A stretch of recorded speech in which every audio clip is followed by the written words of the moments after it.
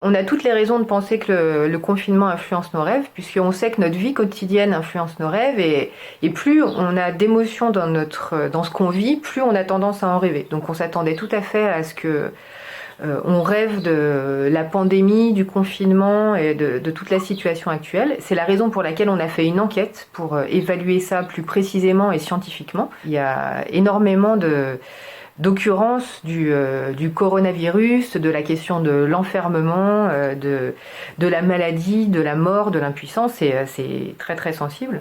Mais ce qui est aussi tout à fait remarquable et intéressant, c'est qu'il y a aussi beaucoup de rêves qui sont très positifs et qui ont l'air même d'être plus positifs qu'habituellement, avec des situations et des mondes merveilleux dans lesquels les gens sont libres, des promenades ou des randonnées où les gens sont ravis, et j'ai même lu des rêves où des personnes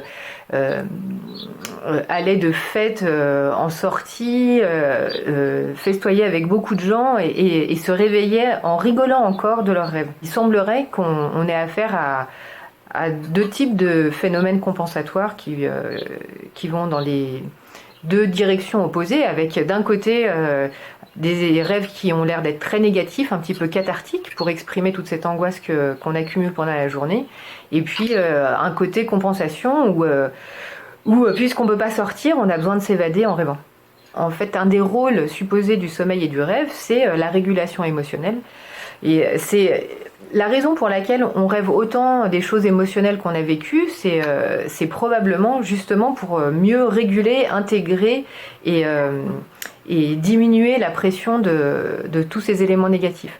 Donc le fait de rêver de cette pandémie et de ces situations très négatives et angoissantes, c'est probablement très bon signe, dans le sens où ça veut dire que votre cerveau, votre psyché traite cette information et essaye de la réguler. L'hypothèse actuelle, qui a été proposée par des collègues canadiens, Tori Nilsson notamment, c'est que en fait ce mécanisme de régulation émotionnelle qui se passe pendant le sommeil et pendant le rêve, ça serait un mécanisme qui, quand il fonctionne bien, réussit du coup à diminuer les émotions avec un rêve qui reste, j'ai envie de dire, trivial ou normal, en tout cas pas un cauchemar.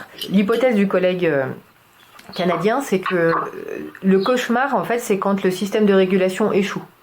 Mais donc, quand le système de régulation échoue une fois de temps en temps, c'est pas grave du tout, ça veut dire que la majorité du temps il réussit et que tout se passe bien. Par contre, quand le système de régulation échoue trop souvent, là ça vaut le coup de s'en occuper. Et on a aussi beaucoup de raisons de penser que tout le monde rêve, puisque si vous faites dormir quelqu'un dans un laboratoire et que vous le réveillez plusieurs fois, c'est excessivement rare de ne jamais obtenir de souvenirs de rêve. Donc l'hypothèse actuelle, c'est plutôt que effectivement on rêverait presque toutes les nuits et qu'on rêverait, si ce n'est en continu, en tout cas régulièrement au cours de la nuit.